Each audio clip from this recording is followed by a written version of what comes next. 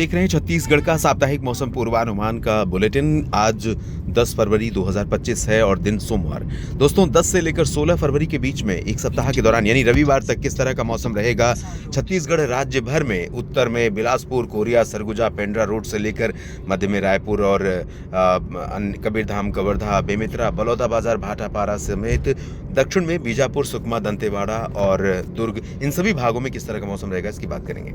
छत्तीसगढ़ भारत के उन राज्यों में से है जहां पर पोस्ट मॉनसून के अलावा विंटर रेन सीजन में भी बारिश बहुत कम रही है। अभी लगभग 100% की डेफिशिएंसी है, यानी लगभग 12-13 मिलीमीटर बारिश पूरे छत्तीसगढ़ में होती है, दक्षिण, मध्य और उत्तर के क्षेत्रों में तमाम जगहों पर, लेकिन बरसात हुई नहीं है। सभी जगहों पर बिल्कुल सूखा रहा है पूरे 1 जनवरी से लेकर अब तक के मौसम के दौरान। अब क्या रहेगा इसकी बात अगर करें तो दोस्तों हवाओं का रुख थोड़ा बदला है। उत्तर पश्चिमी हवाएं आनी शुरू हुई हैं। इन हवाओं में थोड़ी सी ठंडक होने के कारण जो तापमान पहले से बढ़ रहा था उसमें इन ठंडी हवाओं के कारण थोड़ी सी कमी आई है।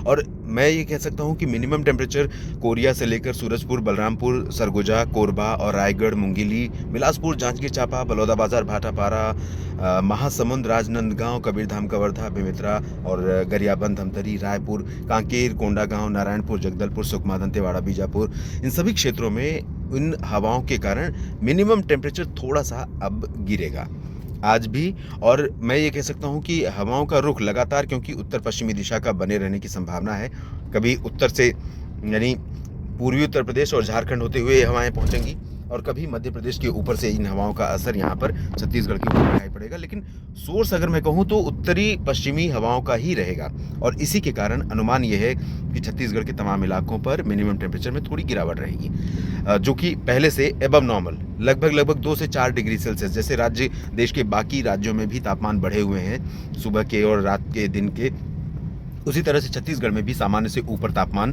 रिकॉर्ड किए जा रहे हैं। तो इसमें थोड़ा सा परिवर्तन आएगा, थोड़ा सा अंतर आएगा, कहीं पर हल्के से गिरावट आ सकती है, लेकिन बहुत सिग्निफिकेंट ड्रॉप नहीं होगा और बहुत ज़्यादा मौसम ठंडा नहीं हो जाएगा, थोड़ा सा परिवर्तन ज़रूर आएगा। जबकि दिन का तापमान अधिकांश जिलों में सामान्य से ऊपर या सामान्य के आसपास ही बना रहेगा, सामान्य से अधिक बना रहेगा, इसकी तरफ ज़्यादा रुझान है।